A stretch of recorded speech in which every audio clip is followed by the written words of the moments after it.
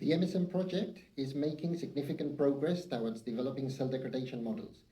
But something we must never forget is that model predictions can only be as good as the data we use to parameterize the model. So in recognizing this, the large-scale multi-chemistry degradation study was conceived as a way to close gaps in the lithium-ion degradation literature by collecting a high-quality, comprehensive experimental dataset to support the MSM project and the development of PyBaMM. In this study, we procured over 500 single and multi-layer pouch cells made of combinations of 5 different cathode chemistries, 3 anode chemistries, and 6 electrolytes. These are all bespoke cells. They are made by the same manufacturer at the same time and with exactly the same geometry.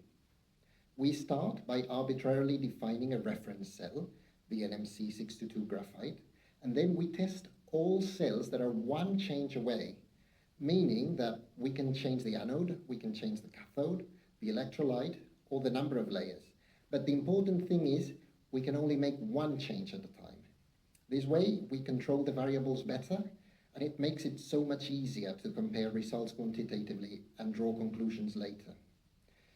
During the last year, Imperial has been conducting both beginning of life parameterization and degradation tests on 15 different types of full cells, including calendar aging, partial and full voltage window cycling, heat generation measurements, and entropic term determination.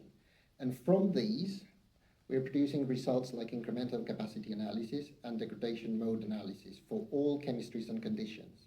Now, when you factor in 3 temperatures and 2 repetitions, as well as making and testing coin cells to characterize each of the 8 electrodes individually, it's easy to realize that hundreds of experiments need to be done.